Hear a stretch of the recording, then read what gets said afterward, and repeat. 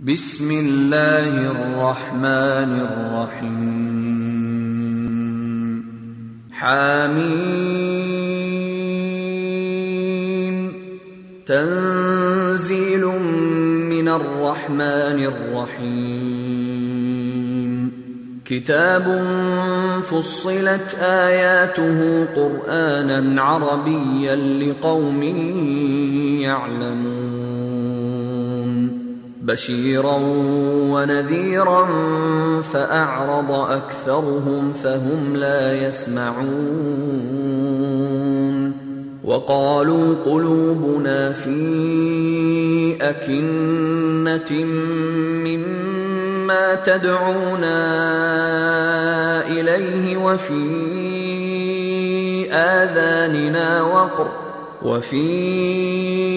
آذاننا وقر ومن بيننا وبينك حجاب فاعمل إننا عاملون قل إنما أنا بشر مثلكم يوحى إلي أنما إلهكم إله واحد فاستقيموا إليه واستغفروه وويل للمشركين. السلام عليكم ورحمة الله وبركاته.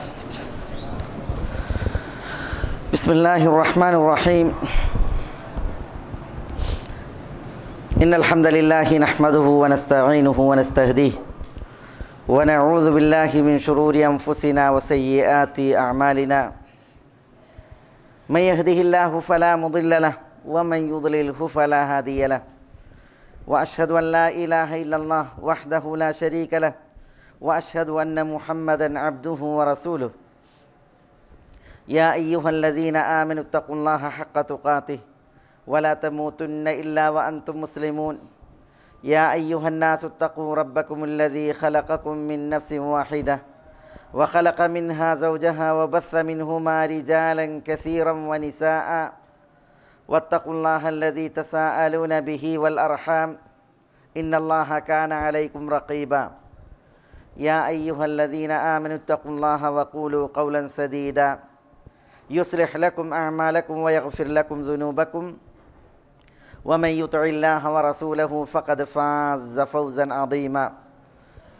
ثم أما بعد فإن أصدق الكلام كلام الله وخير الهدي هدي محمد صلى الله عليه وسلم وشر الأمور محدثاتها وكل محدثة بدعة وكل بدعة ضلالة وكل ضلالة في النار. സഹോദരന്മാരെ, അല്ലാഹു സുബ്ഹാനഹു വ തആലയിൽ തഖ്വയുള്ളവരായി ജീവിക്കുവാൻ എന്നോടെന്ന പോലെ എല്ലാവരെയും ഉണർത്തുകയും വസിയ്യത്ത് ചെയ്യുകയുമാണ്. ഇന്ന്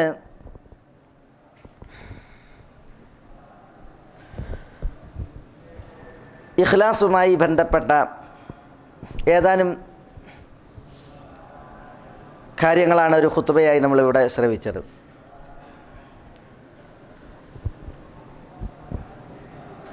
ഒരു വിശ്വാസിക്ക് അനുഷ്ഠിക്കുവാൻ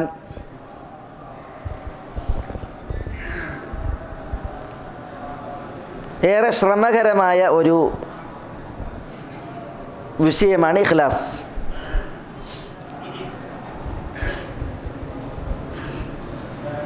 അത് ശൈഖുൽ ഇസ്ലാം ഇബ്നു തൈമിയ്യ റഹ്മത്തുള്ളാഹി അലൈഹി പറഞ്ഞതുപോലെ മിൻ ഉസൂലിൽ ഈമാനി വ ഖവായിദിദ്ദീൻ, ഇസ്ലാമിൻ്റെ ഈമാനിൻ്റെ അടിസ്ഥാനവും മതത്തിൻ്റെ അടിസ്ഥാന തത്വവുമാണ് ഇഖ്ലാസ് എന്നുള്ളത്. എങ്ങനെ, എന്തുകൊണ്ട്?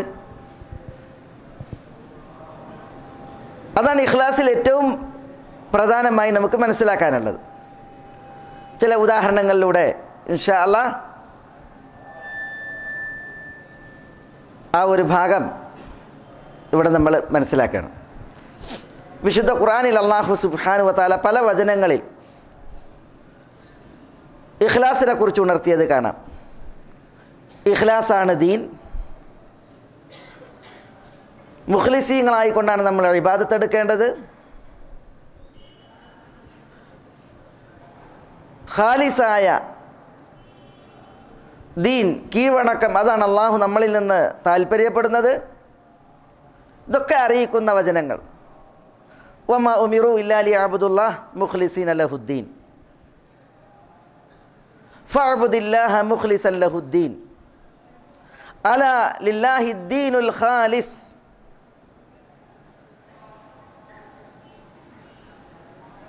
ഇങ്ങനെ പല വചനങ്ങൾ വിശുദ്ധ ഖുർആനിൽ കാണാം.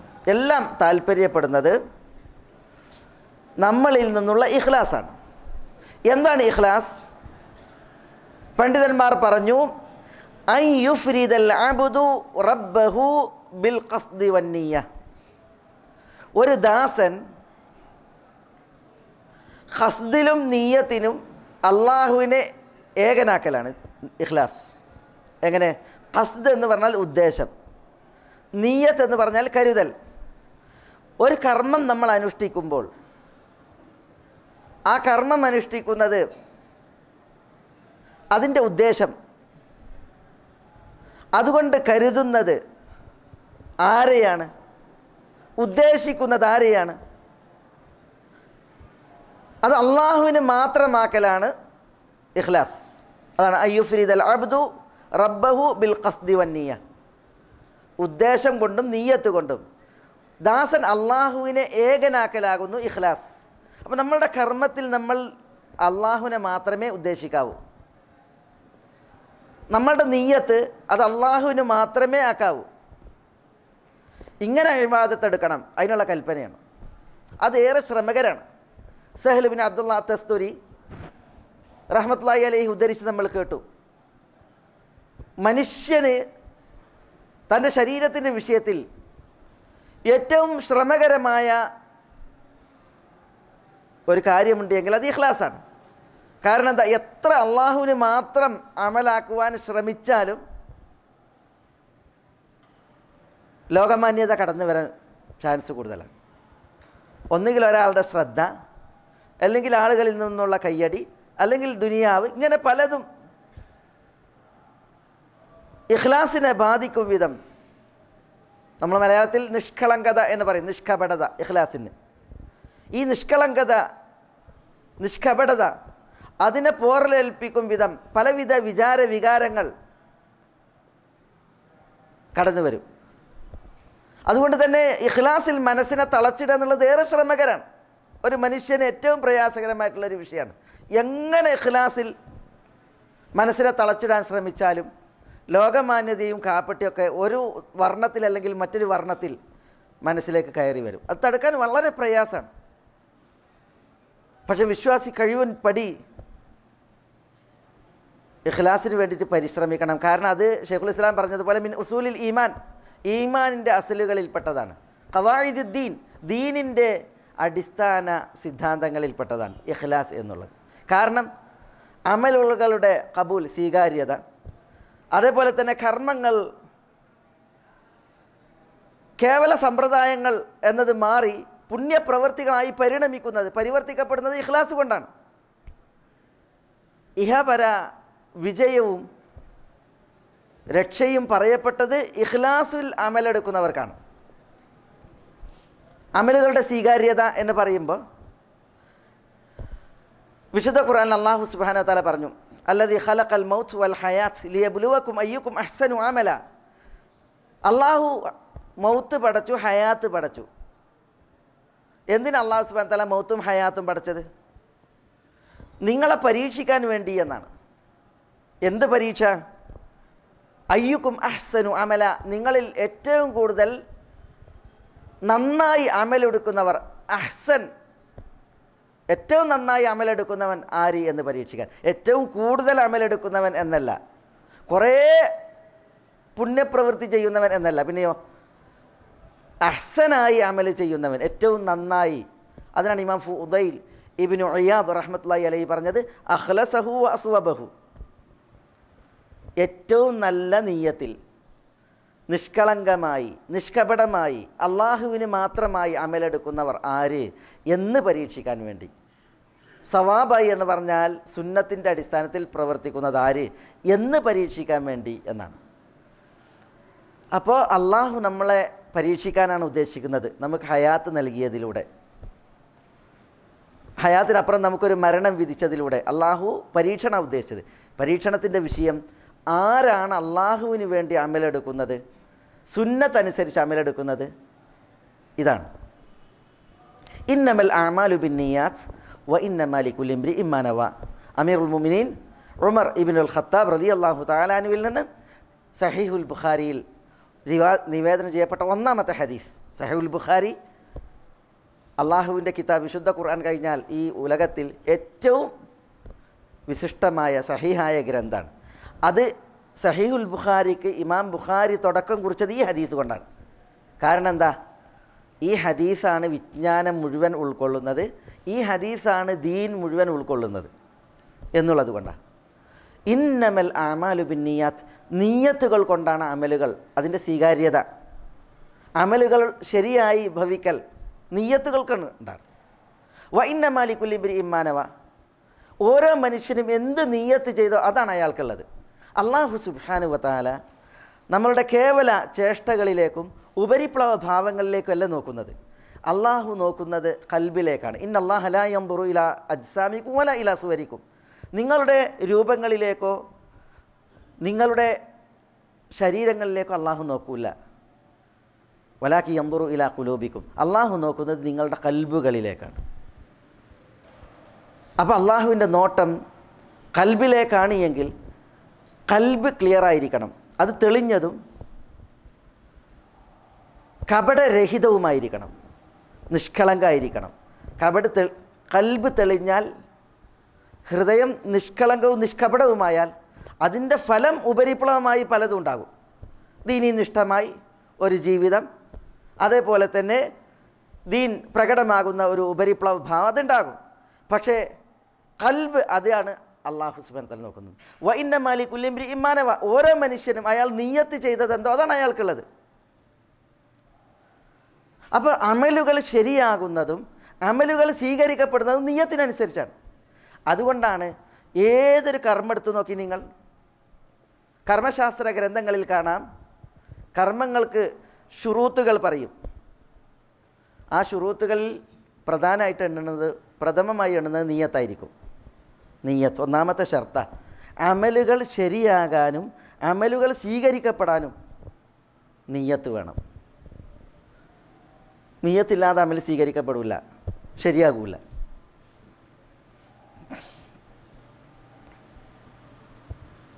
അമലുകളുടെ സ്വീകാര്യത, അതേപോലെ തന്നെ അതിൻ്റെ ശരിയാകൽ, അത് സാധുവാകൽ, ഇതേപോലെ തന്നെയാണ് കേവല സമ്പ്രദായങ്ങൾ എന്നതിനപ്പുറം കർമ്മങ്ങൾ പുണ്യപ്രവൃത്തികളായിട്ട് പരിണമിക്കൽ. അപ്പം നമുക്കൊക്കെ ചില നൈസർഗിക പ്രത്യേകതകളുണ്ട്, ജന്മസിദ്ധമായി സർഗസിദ്ധമായി നമുക്കൊക്കെ ചില കർമ്മങ്ങൾ, ചേഷ്ടകളുണ്ട്. ആ ചേഷ്ടകൾ കേവല പ്രവൃത്തികൾക്ക് എന്നതിനപ്പുറം നമുക്ക് പുണ്യങ്ങൾ സമ്പാദിക്കുന്ന പ്രവൃത്തികളായി ഭവിക്കും. എപ്പോൾ? നിയ്യത്ത് കൊണ്ട്. ഉദാഹരണം, നമ്മൾ ഉറങ്ങാൻ കിടക്കുക. ഉറക്കം നൈസർഗികമായി പ്രകൃതിദത്തമായി നമുക്കുള്ള ഒരു പ്രവൃത്തിയാണ്, ശീലമാണ്. പക്ഷേ ഉറക്കം എങ്ങനെയാണ്? അതൊരു പുണ്യം നേടിത്തരുന്ന പ്രവൃത്തിയാണത്. നമ്മൾ അള്ളാഹുവിന് വേണ്ടി ഉറങ്ങും. അപ്പോൾ നമ്മൾ എന്ത് ചെയ്യും? ഉറങ്ങുന്നതിന് മുമ്പ് വുദു ചെയ്യും. ഉറങ്ങുന്നതിന് മുമ്പായിട്ട് നമ്മൾ ഉറങ്ങുമ്പോൾ ചൊല്ലേണ്ട ദിക്റുകളുണ്ട്, അത് ചൊല്ലും. അതേപോലെ വിശുദ്ധ ഖുർആൻ്റെ ഭാഗങ്ങളുണ്ട്, അവ ഓതും. ഉറങ്ങാൻ കിടക്കുമ്പോൾ അതിനൊരു പ്രത്യേക ഹൈഅത്ത്, രീതിയുണ്ട്, രൂപമുണ്ട്. അതെന്താ? വലത് ഭാഗത്തേക്ക് ചെരിഞ്ഞു കിടക്കും. വലത് ഭാഗത്തേക്ക് ചെരിഞ്ഞു കിടക്കുമ്പോൾ വലത് കൈ വലത് കവിളിൽ വെച്ചിട്ട് ചെരിഞ്ഞു കിടക്കും. അപ്പോൾ നമ്മൾ അല്ലാഹുമ്മ ഖ്നി അദാബക യൗമ തബ്അസു ഇബാദക എന്ന് പ്രത്യേകം പറയും. ഇങ്ങനെ കിടക്കും. ഇതൊക്കെ എന്തിനു വേണ്ടിയാ? ഇത് അങ്ങനെ കിടന്നിട്ടുണ്ടെങ്കിൽ പ്രഷറുള്ളവർക്ക് പ്രഷർ കുറയും, ഷുഗറുള്ളവർക്ക് ഷുഗർ കുറയും, അല്ലെങ്കിൽ എന്തെങ്കിലും ശാരീരികമായിട്ട് അതിനൊരു പ്രത്യേക ആഫിയത്തുണ്ട്, അല്ലെങ്കിൽ സൗഖ്യമുണ്ട്. ഇതുകൊണ്ടല്ല. പിന്നെയോ നമ്മൾ അള്ളാഹുവിന് വേണ്ടിയാണ് ഇങ്ങനെ കിടക്കുന്നത്. നബി സല്ലല്ലാഹു അലൈഹി വസല്ലം തങ്ങൾ പഠിപ്പിച്ചു, ഉറങ്ങാൻ കിടക്കുമ്പോൾ നമ്മളോട് വിശുദ്ധ ഖുർആൻ ഓതാൻ, ശുദ്ധി വരുത്താൻ. അതിന് ശുദ്ധിയിൽ കിടന്നിട്ടുണ്ട് എങ്കിൽ അള്ളാഹുവിൽ നിന്നുള്ളൊരു സുരക്ഷ അത് നമുക്കുണ്ടാകും. ആയത്തുൽ കുർസി ഓതി, സൂറത്തുൽ ഇഖ്ലാസും സൂറത്തുൽ ഫലഖ്, സൂറത്ത് അന്നാസ് സൂറത്തുകൾ ഓതി, അതേപോലെ ഖുൽ യാ അയ്യുഹൽ കാഫിറൂൻ ഓതി, അതേപോലെ തന്നെ ഇതര സൂറത്തുകൾ അതിനു മുമ്പായിട്ട് ഓതാൻ പഠിപ്പിച്ചത് പാരായണം ചെയ്ത് കഴിവിൻ്റെ അത്ര. പിന്നെ ഉറങ്ങുമ്പോഴുള്ള ദിക്റുകൾ ബിസ്മിക റബ്ബി വദഅതു ജംബി എന്ന് തുടങ്ങുന്ന, അതേപോലെ തന്നെ അൽഹംദുലില്ലാഹില്ലദീ അത്അമനി വസക്കാനി വകഫാനി വ ആവാനി എന്ന് തുടങ്ങുന്ന, അല്ലെങ്കിൽ അല്ലാഹുമ്മ ഇന്നി അസ്ലംതു നഫ്സി ഇലൈക വവജ്ജഹ്തു വജ്ഹി ഇലൈക തുടങ്ങി ദിക്റുകൾ. അതേപോലെ തന്നെ നമ്മൾ ഉറങ്ങാൻ വേണ്ടിയിട്ട് ചായുമ്പോൾ ഈ രീതിയിൽ വലത് ഭാഗത്തേക്ക് ചെരിഞ്ഞ് കിടക്കുന്ന, ഇതൊക്കെ അള്ളാഹുവിന് വേണ്ടി. ഇതൊക്കെ നൈസർഗിക പ്രവൃത്തികളാണ്, കേവല കർമ്മങ്ങൾ. ഭൗതികമായിട്ടുള്ള എല്ലാവരും മനുഷ്യന്മാർക്കൊക്കെ പറഞ്ഞാണ് ഇത്തരം നൈസർഗിക പ്രവൃത്തികൾ. പക്ഷേ ഈ ആദത്തുകൾ, നൈസർഗിക സമ്പ്രദായങ്ങൾ, പ്രവൃത്തികൾ അത് നമുക്ക് കൂലി നേടിത്തരുന്നതായ പുണ്യങ്ങളായി പരിണമിക്കുന്നത്, മാറുന്നത് നിയ്യത്ത് കൊണ്ടാണ്. ഇതെല്ലാ ഭൗതിക പ്രവൃത്തികളുടെയും വിഷയത്തിൽ അങ്ങനെയാണ്. ആദാത്തുകൾ ഇബാദാത്തുകളായിട്ട് പരിണമിക്കുന്നത് നിയ്യത്തിനനുസരിച്ചാണ്. അതുകൊണ്ട് തന്നെ അള്ളാഹുവിന് വേണ്ടി എന്നുള്ള ആ ഉദ്ദേശത്തിൽ നമ്മൾ കർമ്മങ്ങൾ അനുഷ്ഠിക്കുമ്പോൾ നമുക്ക് ഈ ഭൗതിക ജീവിതത്തിലുള്ള നമ്മളെ കർമ്മങ്ങളൊക്കെ നമുക്ക് പ്രതിഫലമായി, പുണ്യമായി, കൂലിയായി മാറുന്ന അവസ്ഥയാണുള്ളത്. അതുകൊണ്ടാണ് പണ്ഡിതന്മാർ അടിക്കടി ഇഖ്ലാസിനെ കുറിച്ച് സംസാരിച്ചുകൊണ്ടിരിക്കുന്നത്. ഇഖ്ലാസിൻ്റെ പ്രാധാന്യവും അതേപോലെ തന്നെ അതിൻ്റെ മഹത്വവും അറിയിക്കുന്നത്. ഇവിടെ നമ്മൾ ചില ചരിത്രങ്ങൾ കേട്ട്, ഇമാം അലി സൈനുൽ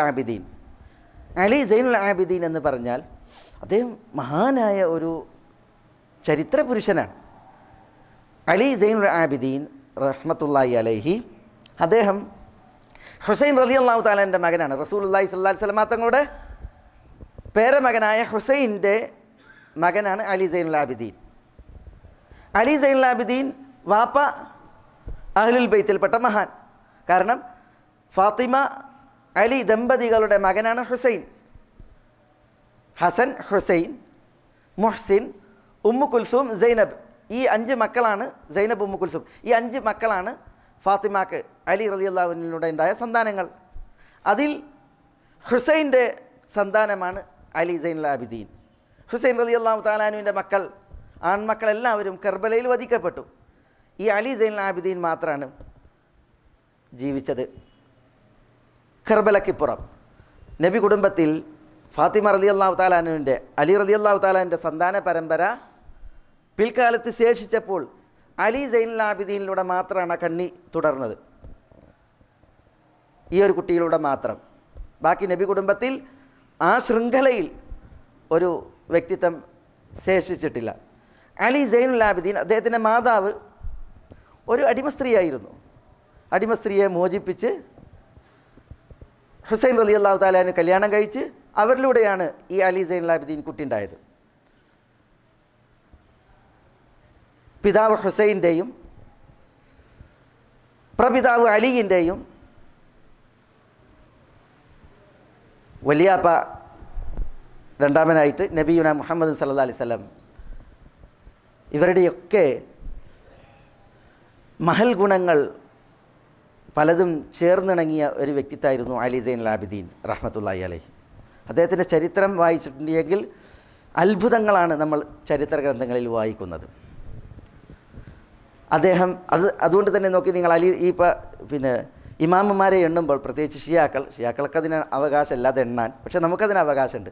ഇപ്പോൾ നബി സല്ലല്ലാഹു അലൈഹി വസല്ലം തങ്ങൾ കഴിഞ്ഞാൽ അലി, ഹസൻ, ഹുസൈൻ, ഇങ്ങനെ. പിന്നെ അലി സൈനുൽ ആബിദീൻ. പിന്നെ അലി സൈനുൽ ആബിദീൻ്റെ മകനാണ് മുഹമ്മദുൽ ബാഖിർ. മുഹമ്മദുൽ ബാഖിറിൻ്റെ മകനാണ് ജഅഫർ അസ്സാദിഖ്, മൂസൽ ഖാളിബ്, ഇങ്ങനെ. ഈ മുഹമ്മദുൽ ബാഖിർ അദ്ദേഹമൊക്കെ ഈ അലി സൈനുൽ ആബിദീൻ്റെ മകനാണ്. മുഹമ്മദുൽ ബാഖിറൊക്കെ വാപ്പ വളർത്തിയതിനനുസരിച്ച് നിറഞ്ഞ പണ്ഡിതനും അതേപോലെ തന്നെ അറിയപ്പെട്ട ദാനശീലനുമാണ്. പിതാവിൽ നിന്ന് അനന്തരം എടുത്തതുപോലെ അദ്ദേഹത്തിന് ബാഖിർ എന്നുള്ളത് വിളിപ്പേരാണ്. ആ ബാഖിർ എന്നുള്ള വിളിപ്പേര് തന്നെ കിട്ടാൻ കാരണം അദ്ദേഹത്തിൻ്റെ ഔദാര്യവും അതേപോലെ തന്നെ അദ്ദേഹത്തിൻ്റെ വിജ്ഞാനത്തിലുള്ള ആ നിറവും മികവുമായിരുന്നു എന്നുള്ളതാണ്. അലി സൈനുൽ ആബിദീനെ സംബന്ധിച്ചിടത്തോളം അദ്ദേഹം മദീനയിൽ ജീവിച്ച നാളിൽ മദീനയിലെ വിധവകൾ അവർ പട്ടിണി അറിഞ്ഞിരുന്നില്ല. മദീനയിലുണ്ടായിരുന്ന യതീമുകൾ അവർ പിതാവില്ലാത്തതിനാൽ അന്നം മുടങ്ങിയ ഒരവസ്ഥയും അവർക്കുണ്ടായിരുന്നില്ല. അലി സൈനുൽ ആബിദീനായിരുന്നു അതിൽ ശ്രദ്ധാലു. അദ്ദേഹത്തിൻ്റെ ദാനശീലവും ഈ വിധവകളെയും അതേപോലെ തന്നെ അനാഥകളെയും ഉള്ള പരിചരണം അത് പകലിൻ്റെ നിറവിലായിരുന്നില്ല, ആൾക്കൂട്ടം നിറഞ്ഞൊരു വേദിയിലും ആയിരുന്നില്ല. അദ്ദേഹത്തിൻ്റെ സേവന പ്രവർത്തനങ്ങൾ രാവിൻ്റെ മറവിലും ഇരുളിൻ്റെ ഒളിവിലായിരുന്നു. മദീനയിലെ വിധവകളും മദീനയിലെ യതീമുകളും പട്ടിണി അറിയാൻ തുടങ്ങിയ ഒരു കാലഘട്ടത്തിൽ അവർ യതീമുകൾ പിതാവില്ലാത്ത അവസ്ഥയെ അറിയാൻ തുടങ്ങി. അത് അലി സൈനുൽ ആബിദീൻ മരിച്ചതിന് ശേഷമാണ്. അലി സൈനുൽ ആബിദീൻ മരിച്ചപ്പോഴാണ് റഹ്മത്തുള്ളാഹി അലൈഹി, അദ്ദേഹം മരിച്ചപ്പോഴാണ് ഞങ്ങളുടെ സംരക്ഷകൻ അദ്ദേഹമായിരുന്നു എന്നുള്ളത് മദീനയിലെ വിധവകൾ അറിയുന്നത്, യതീമുകൾ അറിയുന്നത്. അദ്ദേഹത്തെ ജനാസ കുളിപ്പിക്കാൻ വേണ്ടിയിട്ട് കിടത്തിയപ്പോൾ അദ്ദേഹത്തിൻ്റെ പുറത്ത് നല്ല പൂമേനിയായിരുന്നു. ഹുസൈൻ റളിയല്ലാഹു തആലാൻ്റെ മകൻ അലി സൈനുൽ ആബിദീൻ വളരെ സുന്ദരനും ശാരീരിക കാന്തി വളരെ പ്രൗഢമായൊരു വ്യക്തിത്വമായിരുന്നു. അദ്ദേഹം മരിച്ച് ജനാസ കുളിപ്പിക്കുമ്പോൾ കഴുത്തിൻ്റെ 2 ഭാഗത്തും ഈ തഴമ്പിച്ച അടയാളം, കറുപ്പ് അടയാളം, ആ അടയാളം അതിൻ്റെ ചരിത്ര വായന എന്താ? അദ്ദേഹം രാത്രി 2 ഭാഗത്തും ഭാണ്ഡം പേറും, ഭക്ഷണ സാമഗ്രികൾ നിറച്ച ഭാണ്ഡം പേറി അദ്ദേഹം വിധവകളുള്ള വീടുകളിൽ പോവും. എന്നിട്ട് അവർക്ക് ഭക്ഷണം കൊടുക്കും. അതേപോലെ യതീമുകളെ ചെന്ന് കാണും, അവർക്കുള്ള ഭക്ഷണവും സഹായവും നൽകും. ഇതായിരുന്നു അദ്ദേഹത്തിൻ്റെ പതിവ്. അതാരും അറിഞ്ഞിരുന്നില്ല. അദ്ദേഹത്തിൻ്റെ മരണശേഷമാണ് പിന്നീട് ലോകം വായിക്കാൻ തുടങ്ങിയത്. ഞങ്ങൾക്കുള്ള സഹായഹസ്തമായിരുന്നു അലി സൈനുൽ ആബിദീൻ റഹ്മത്തുള്ളാഹി അലൈഹി. അദ്ദേഹത്തെ ജനാസ കുളിപ്പിച്ചപ്പോഴാണ് അറിയുന്നത് ഇദ്ദേഹമായിരുന്നു ഇവിടെ സഹായങ്ങൾ കൊണ്ടെത്തിച്ചിരുന്ന വ്യക്തിത്വം എന്നത് ചരിത്രത്തിൽ രേഖപ്പെടുത്തിയത് കാണുവാൻ സാധിക്കും. പ്രത്യേകിച്ച് ഇമാം ദഹബി സിയർ ആലാമുൻ നുബലായിൽ ഈ ഇമാം അലി സൈനുൽ ആബിദീൻ റഹ്മത്തുള്ളാഹി അലൈഹിയുടെ ചരിത്രം വിശദീകരിച്ചപ്പോൾ അതിൽ പല ഭാഗങ്ങളും വിശദീകരിച്ചത് കാണുവാൻ സാധിക്കും. പറഞ്ഞു വരുന്നത് നമ്മുടെ സച്ചരിതരായ മുൻഗാമികൾ, മഹത്തുക്കൾ, അവരുടെ ഇഖ്ലാസിനെക്കുറിച്ചാണ്. അവരൊരു കർമ്മം ചെയ്യുമ്പോൾ അവരുടെ മനസ്സിൻ്റെ നീയത്തിനെക്കുറിച്ചാണ്. അതവർക്ക് വളരെയധികം ഗംഭീരമായിരുന്നു. ആരും അറിയാതെ ഇരിക്കുവാൻ, അവർ അള്ളാഹു മാത്രം അറിയുവാൻ കർമ്മങ്ങൾ അനുഷ്ഠിച്ചിരുന്നു. പക്ഷേ അള്ളാഹു സുബ്ഹാനഹു വ തആല ഒരിക്കലും അത് ഉദ്ദേശിച്ചില്ല. ഇത് ആളുകൾ അറിയണം. ലോകർക്കിടയിൽ ഈ ഒരു ചരിത്രം മാതൃകയായി നിലനിൽക്കണം എന്നുള്ളത് അള്ളാഹു സുബ്ഹാനഹു വ തആല ഉദ്ദേശിച്ചു. അവരത് ഉദ്ദേശിച്ചില്ല. അതുകൊണ്ട് തന്നെ അള്ളാഹു സുബ്ഹാനഹു വ തആല ഉദ്ദേശിച്ചതനുസരിച്ച് അവർക്ക് വേണ്ടി അവരുടെ ചരിത്രം പ്രസിദ്ധമാവുകയാണ്. അവരെന്നും നന്മയിൽ സ്മരിക്കപ്പെടുകയും അവർക്ക് വേണ്ടിയിട്ട് പിൽക്കാലത്തും ലോകം പ്രാർത്ഥിക്കുകയുമാണ്. ഇവിടെ ഖത്തീബ് ഉണർത്തിയില്ലെങ്കിലും അമീറുൽ മുഅ്മിനീൻ ഉമറിൻ്റെ ചരിത്രം പറഞ്ഞപ്പോൾ നമ്മൾ അന്ന് ഒരു ചരിത്രം വിട്ടേച്ചു. പക്ഷേ അത് ഇഖ്ലാസുമായി ബന്ധപ്പെട്ടുള്ള ഒരു ഭാഗമായതിനാൽ ഇവിടെ പ്രത്യേകം പ്രസ്താവ്യമാണ്. ഉമർ റളിയല്ലാഹു തആല അൻഹു സേവന പ്രവർത്തനങ്ങൾ ചെയ്യാറുണ്ട്. അത് ഞാൻ അമീറുൽ മുഅ്മിനീനാണ് എന്ന് പറഞ്ഞ് ഘോഷിച്ചുകൊണ്ടായിരുന്നില്ല. അതിൻ്റെ പല ചരിത്രങ്ങളുണ്ട്. ഏറ്റവും പ്രധാനപ്പെട്ട ചരിത്രമാണ് ആ ഉമ്മുൽ ബനീനിൻ്റെ ചരിത്രം. അതായത് ഉമ്മുൽ ബനീനിൻ്റെ ചരിത്രം, കുറേ യതീം കുട്ടികളെയുമായിട്ടൊരു ഉമ്മ ഇരിക്കുകയാണ്. തണുത്ത് വിറച്ച ഒരു രാവിൽ ഉമ്മയും കുറേ കുഞ്ഞുങ്ങളും അവർ തീയിനടുത്തിരിക്കുകയും തീ കത്തിക്കുകയും ചെയ്തപ്പോഴാണ് ഉമറിൻ്റെ ശ്രദ്ധ അവരിലേക്ക് പതിയുന്നത്. ഉമർ സെയ്ദ് ബിൻ അർഖമിനോടൊപ്പം തീ കണ്ടയിടത്തേക്ക് ചെന്നു, വെളിച്ചം കണ്ടയിടത്തേക്ക് ചെന്നു. അപ്പോൾ ഒരു ഉമ്മയാണ്, അവർ കലത്തിൽ തവിയിട്ടിളക്കുകയാണ്. കുട്ടികൾ ചുറ്റും ശോഷിച്ച് പ്രയാസപ്പെട്ടിരിക്കുന്ന വിഷാദത്തിൻ്റെ മുഖഭാവത്തിൽ കുറേ മനുഷ്യക്കോലങ്ങൾ. അപ്പോൾ ഉമർ ചോദിക്കുകയാണ്, എന്താണ് ഈ കുട്ടികളുടെ അവസ്ഥ, എന്താണ് നിങ്ങളുടെ കാര്യം? പറയുന്നത്, കുട്ടികളുടെ പിതാവ് മരണപ്പെട്ടു, ഞങ്ങൾ പട്ടിണിയിലാണ്, തണുപ്പിലാണ്, വറുതിയിലാണ്. എന്നിട്ട് അവർ പറയുന്നത്, ഞങ്ങളുടെയും അമീറുൽ മുഅ്മിനീനും ഉമറിൻ്റെയും ഇടയിൽ അള്ളാഹു ഉണ്ട് എന്നുള്ളതാണ്. അപ്പോൾ ഉമർ പറയാണ്, ഞാനാണ് ഉമർ എന്ന് പറയുന്നില്ല, നിങ്ങളുടെ അവസ്ഥ അറിഞ്ഞിട്ട് വന്നതാണെന്നും പറയുന്നില്ല. ഉമർ പറയുന്നത്, അമീറുൽ മുഅ്മിനീൻ മദീനയിലല്ലേ, നിങ്ങൾ ഈ മലഞ്ചെരുവിൽ ഗ്രാമത്തിൽ, അമീറുൽ മുഅ്മിനീന് നിങ്ങളെക്കുറിച്ച് എന്തറിയാനാണ്? അപ്പോൾ സ്ത്രീ പ്രതികരിക്കുന്നത് യതവല്ല അമ്രന സുമ്മ യഗ്ഫിലു അന്ന, ഞങ്ങളുടെ കാര്യങ്ങൾ ഏറ്റെടുത്തതിന് ശേഷം, ഭരണസാരഥ്യം ഏറ്റെടുത്തതിന് ശേഷം ഞങ്ങളെക്കുറിച്ച് അശ്രദ്ധമാവുകയോ. അള്ളാഹു ബൈനന വബൈന ഉമർ, അള്ളാഹു ഉണ്ട് അന്ത്യനാളിൽ ഞങ്ങൾക്കും ഉമറിനുമിടയിൽ വിധി തീർപ്പുണ്ടാക്കാൻ എന്നാണ് ഉമ്മ പറയുന്നത്. ഉമറിനെ പോലുള്ള ഒരു വ്യക്തിത്വം ഇങ്ങനെ ഒരു കടുത്ത വർത്തമാനം കേൾക്കുമ്പോൾ എന്തായിരിക്കും അവസ്ഥ? അതാണ് സെയ്ദ് ബിൻ അർക്കമിനെ കൂട്ടിയിട്ട് ഉമർ അവിടെ നിന്ന് വലിഞ്ഞ് മദീനയിലെത്തി ഈ വീട്ടുകാർക്ക് വേണ്ട ഭക്ഷണ സാധനങ്ങളെല്ലാം നിറച്ച് ആ ഭാണ്ഡം ഉമർ തന്നെ പേറി സെയ്ദിനെ വഹിക്കാൻ കൂട്ടാക്കാതെ ഉമർ തിരിച്ചു വരികയാണ്. അങ്ങനെ ദ്രുതഗതിയിൽ ഉമർ തിരിച്ചെത്തി ആ ഉമ്മയോട് മാവ് കുഴച്ചു തരാൻ പറയാണ്. അത് പാകം ചെയ്യുന്നത് ഉമറാണ്. സെയ്ദ് പറയുകയാണ്, ഉമർ അടുപ്പിൽ ഊതുമ്പോൾ കണ്ണീർ കണങ്ങൾ താടിയിലൂടെ ഉറ്റി വീഴുകയാണ്. ഉമറാണ് ഭക്ഷണം പാകം ചെയ്തിട്ട് ആ കുട്ടികൾക്ക് കൊടുക്കുന്നത്, ആ ഉമ്മയെ ആശ്വസിപ്പിക്കുന്നത്, അവർക്കും കൊടുക്കുന്നത്. ഭക്ഷണ സാധനങ്ങൾ അവരെ തിരിച്ചേൽപ്പിച്ചിട്ട് പോരുമ്പോൾ ആ ഉമ്മ പറയുകയാണ്, അൻത ഔലാ ബിഹാദൽ അംരി മിൻ ഉമർ, മനുഷ്യ ഉമറിനേക്കാൾ ഖിലാഫത്ത് ഏറ്റെടുക്കാൻ അർഹൻ നിങ്ങളായിരുന്നു എന്ന്. അപ്പോഴും ഉമർ, ഈ സ്ത്രീക്കറിയില്ല അത് അമീറുൽ മുഅ്മിനീൻ ഉമറാണ് ഈ ചെയ്യുന്നതൊക്കെ എന്ന്. അവർ പറയുന്നത് അൻത ഔലാ ബിഹാദൽ അംരി മിൻ ഉമർ, ഉമറിനേക്കാൾ ഈ ഭരണകാര്യത്തിന് യോഗ്യൻ നിങ്ങളായിരുന്നു. അപ്പോഴും ഉമർ പറയുന്നില്ല, ഞാനാണ് ആ ഉമർ, നിങ്ങൾ എനിക്ക് വേണ്ടി പ്രാർത്ഥിക്കും. ഇനി നിങ്ങൾ ഉമറിനെതിരെ പറയല്ലേ ഞാനാണ് ഇതൊക്കെ ചെയ്തതെന്ന് പറയില്ല. പിന്നെയോ കൂലി ഖൈറൻ, കൂലി ഖൈറൻ, നിങ്ങൾ നല്ലതേ പറയാവൂ, നല്ലതേ പറയാവൂ എന്ന് പറഞ്ഞാണ് ഉമർ സെയ്ദിനെയും കൊണ്ട് ആ പരിസരത്ത് നിന്ന് മടങ്ങുന്നത്. പറഞ്ഞു വരുന്നത് എന്താണ് എന്ന് വെച്ചാൽ, അവരുടെയൊക്കെ മനസ്സിൻ്റെ തെളിമയും ആ മനസ്സിൻ്റെ നിഷ്കടപ്പടവും നിഷ്കളങ്കവുമായിട്ടുള്ള ആ ചരിത്രമാണ് ഇത്. പൂർവികരിൽ നിന്ന് നമ്മൾ പഠിക്കുമ്പോൾ അതിൻ്റെ ഒരു ഭാഗങ്ങൾ നമ്മളിലും ശേഷിക്കേണ്ടതുണ്ട്. നമ്മുടെ ദീനി കർമ്മങ്ങളിലും അതേപോലെ തന്നെ ഭൗതികമായിട്ടുള്ളതായ നമ്മുടെ ഈ ജീവിതത്തിൽ നമ്മൾ തെളിയേണ്ടതുണ്ട്, കാണേണ്ടതുണ്ട് എന്നുള്ളതാണ്.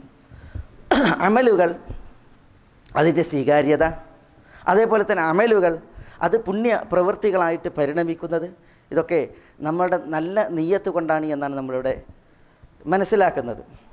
അമലുകൾ അതിൽ നിയ്യത്തുകൾ പിഴച്ചാൽ, അതിൻ്റെ ഉദ്ദേശം തെറ്റിയാൽ മഹാകഷ്ടമാണ്, ഈഹവും പരവും പരാജയമാണ്.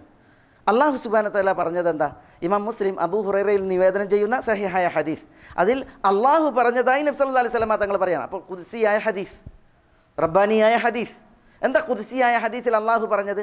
അന അഗ്ന ശുറകാഇ അനി ശിർക്ക് മൻ അമില അമലൻ അശ്റക ഫീഹി മഅയ ഗൈരി തറക്തുഹു വശിർകഹു. അന അഗ്ന ശുറകാഇ അനി ശിർക്ക്, പങ്കുകാരിൽ നിന്ന് ഞാൻ ധന്യനാണ്, പങ്കുകാരിൽ നിന്ന് ഞാൻ ധന്യനാണ്. ഒരു പങ്കുകാരൻ്റെയും കൂറുകാരൻ്റെയും ആവശ്യമില്ല. അള്ളാഹു സ്വയം പര്യാപ്തനാണ്, ധന്യനാണ്. മൻ അമില അമലൻ അശ്റക ഫീഹി മഅയ ഗൈരി, വല്ലവരും ഒരു കർമ്മം അനുഷ്ഠിച്ചു, ആ കർമാനുഷ്ഠാനത്തിൽ എൻ്റെ കൂടെ ഇതരരെ പങ്കു ചേർത്തിട്ടുണ്ട് എങ്കിൽ തറക്തുഹു വശുർക്കഹു, ആ പങ്കു ചേർത്തവനെയും അവൻ്റെ പ്രവൃത്തിയെയും ഞാൻ കൈയൊഴിച്ചിരിക്കുന്നു, ഉപേക്ഷിച്ചിരിക്കുന്നു. ഇതാണ് അല്ലാഹു സുബ്ഹാനഹു വതആല പറയുന്നത്.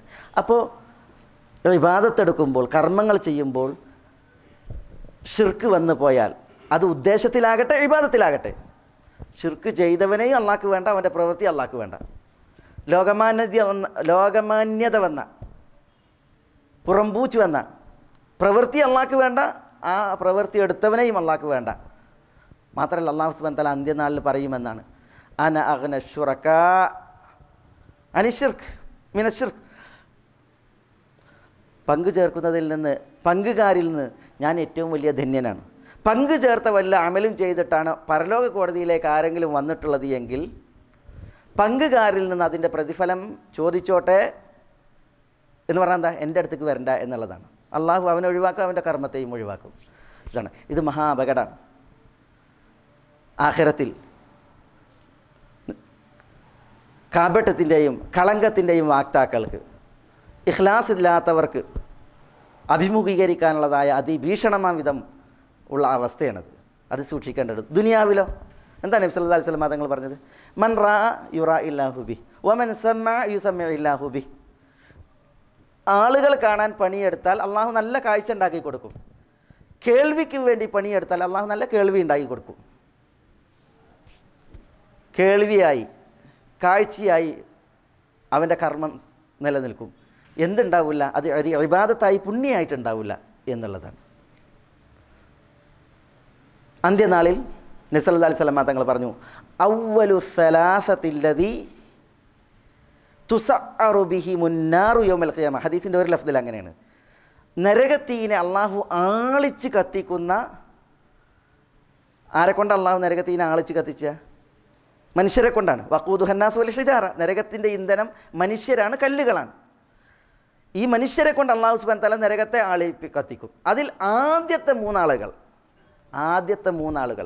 ആദ്യമായിട്ട് അള്ളാഹു നരകത്തെ ആളി കത്തിക്കുവാൻ ഉപയോഗിക്കുന്ന 3 മനുഷ്യരാകുന്ന ഇന്ധനങ്ങൾ ആരാ?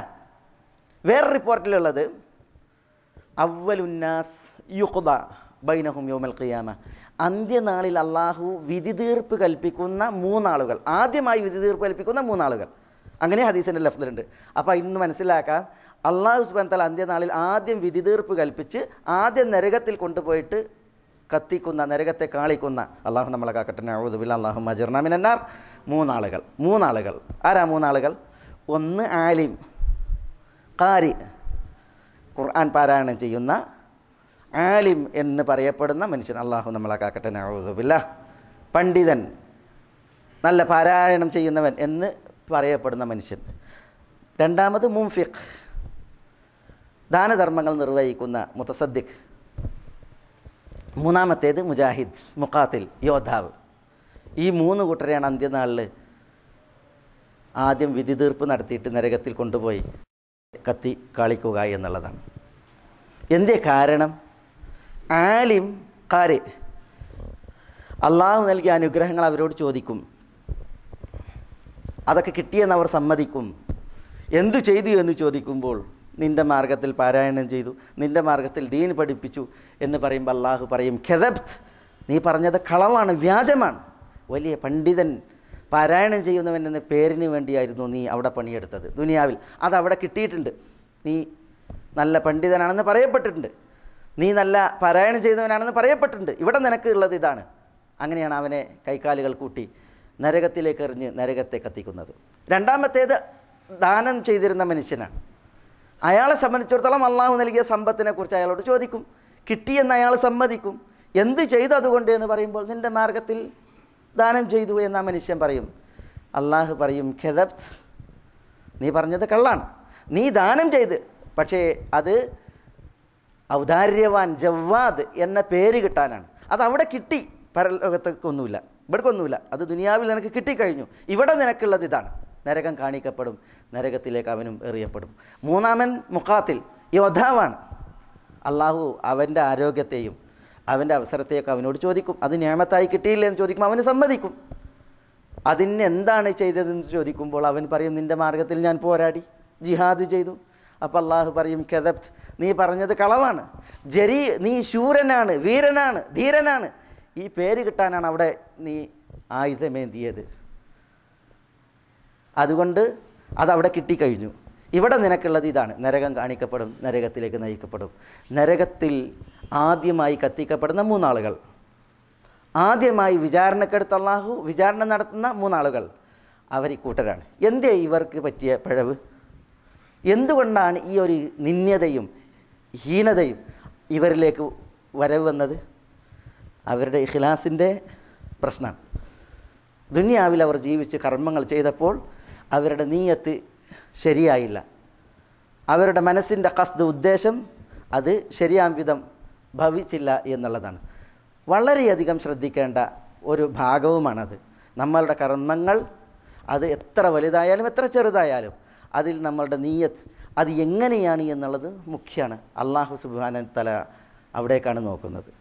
അത് കൃത്യമാണോ, ശരിയാം വിധമാണോ എന്നുള്ളത് ആലോചിക്കേണ്ടതും അതിനു വേണ്ടിയിട്ട് പരിശ്രമിക്കേണ്ടതും നമ്മൾ തന്നെയാണ്. അത് യഥാവിധം ഭവിച്ചാലാണ് നമുക്ക് ഇഹത്തിലും പരത്തിലും രക്ഷയും സുരക്ഷിതത്വമുള്ളത്. അതിനുള്ള ഉണർത്തലുകളും ഉത്ബോധനങ്ങളുമാണ് നമ്മൾ ഇവിടെ ഈ മിമ്പറിൽ ഒരു ഖുതുബയായിട്ട് ശ്രവിച്ചത്. നമ്മൾ അധ്വാനിക്കുക, അധ്വാനം ആത്മാർത്ഥമാക്കുക. നമ്മൾ അള്ളാഹുവിനോട് ദുആ ഇരക്കുക. നബി സല്ലല്ലാഹു അലൈഹി വസല്ലം തങ്ങൾ പഠിപ്പിച്ച ഒരു ദുആ നമ്മൾ കേട്ടു. അബൂബക്കർ സിദ്ദീഖ് റളിയല്ലാഹു തആല തന്നെയാണ് റസൂൽ ഇത് പഠിപ്പിച്ചത്. എന്താ ദുആ? അല്ലാഹുമ്മ ഇന്നി അഊദു ബിക് മിൻ അൻ ഉശ്രിക വ അന അലം വ അസ്തഗ്ഫിറുക ലിമാ ലാ അലം. അല്ലാഹുവേ, അറിഞ്ഞുകൊണ്ട് നിന്നിൽ പങ്കു ചേർക്കുന്നതിൽ നിന്ന് ഞാൻ നിന്നോട് രക്ഷ തേടുന്നു. അറിയാതെ വന്നു പോകുന്നതിൽ ഞാൻ നിന്നോട് പാപമോചനം തേടുന്നു. ഇത് തിരുനബി സല്ലല്ലാഹു അലൈഹി വസല്ലം തങ്ങൾ പഠിപ്പിച്ചു. അബൂബക്കർ സിദ്ദീഖ് റളിയല്ലാഹു അൻഹുവിനെ പഠിപ്പിച്ചു. നമ്മളൊക്കെ ഈ ദുആ എത്രമാത്രം ആത്മാർത്ഥതയിൽ, എത്രമാത്രം ആധിക്യത്തിൽ ദുആ ഇരക്കേണ്ടവരാണ് എന്ന് നമ്മളോട് സംവദിക്കേണ്ട, ചോദിക്കേണ്ട ഒരു ഭാഗമാണ്. കർമ്മങ്ങളെ ഇഖ്ലാസോട് കൂടി അനുഷ്ഠിക്കുവാൻ പണിയെടുക്കുക. മേലായ റബ്ബ് സുബ്ഹാനഹു വ തആല നമ്മളെ എല്ലാവരെയും എല്ലാവിധ ഖൈറാത്തുകൾക്കും അനുഗ്രഹിക്കുമാറാവട്ടെ. അള്ളാഹുവിൻ്റെ തൗഫീഖ് അള്ളാഹു നമ്മളെ എല്ലാവരെയും തുണക്കുമാറാവട്ടെ. അള്ളാഹുവിന് വഴിപ്പെട്ട് ജീവിക്കുവാൻ നമുക്കെല്ലാവർക്കും അള്ളാഹു ആയുരാരോഗ്യം ഏറ്റി നൽകുമാറാവട്ടെ. അള്ളാഹു സുബ്ഹാനഹു വ തആല അവൻ്റെ അഫുവും ആഫിയത്തും നമ്മളിൽ കടാക്ഷിക്കുമാറാവട്ടെ. അള്ളാഹു നമ്മളോട് ദുആക്ക് വസിയ്യത്ത് ചെയ്തവരുടെ നല്ല ഉദ്ദേശങ്ങളെ നിറവേറ്റി കൊടുക്കുമാറാവട്ടെ. രോഗം കൊണ്ട് വലയുന്നവരുടെ രോഗങ്ങൾക്ക് അള്ളാഹു ശിഫ നൽകുമാറാവട്ടെ. നമ്മുടെ ചില സഹോദരങ്ങൾ ചില പരീക്ഷണങ്ങളാൽ രോഗഗ്രസ്തരാണ്. അള്ളാഹു സുബ്ഹാനഹു വ തആല അള്ളാഹുവിൻ്റെ അഫുവും ആഫിയത്തും അവരിൽ കനിയുമാറാവട്ടെ. അള്ളാഹുവിൽ നിന്നുള്ള ശിഫയും ആഫിയത്തും അള്ളാഹു അവർക്കേകുമാറാവട്ടെ. അള്ളാഹുവിന് വഴിപ്പെട്ട് ജീവിക്കുവാനുള്ള ആയുരാരോഗ്യം അവർക്ക് അള്ളാഹു വർദ്ധിപ്പിച്ച് നൽകുമാറാവട്ടെ. അള്ളാഹു നമ്മുടെ വേദികളിൽ മനസ്സ് നട്ട് കഴിയുന്ന അത്തരം മഹത്തുക്കളുടെ ഷിഫ അള്ളാഹു അവർക്ക് പെട്ടെന്ന് ആക്കുമാറാവട്ടെ. അള്ളാഹു സുബ്ഹാനഹു വ തആല അവർക്ക് മുസീബത്തിൽ അള്ളാഹു അവർക്ക് പ്രതിഫലം നൽകുമാറാവട്ടെ. അവരെയും നമ്മയും ഒക്കെ നോക്കി വരുന്ന മുസീബത്തുകളെ അവരിൽ നിന്നും അള്ളാഹു നമ്മളിൽ നിന്നും വഴി മാറ്റുമാറാവട്ടെ.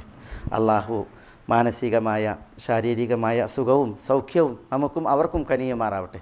നമ്മുടെ കൂട്ടത്തിൽ മരണപ്പെട്ടവരോട് അള്ളാഹു പൊറുക്കുമാറാവട്ടെ. അവരെത്തിപ്പെട്ട കബറിടം അള്ളാഹു അവൻ്റെ ഒരു സ്വർഗീയ ആരാമമാക്കി അനുഗ്രഹിക്കുമാറാവട്ടെ.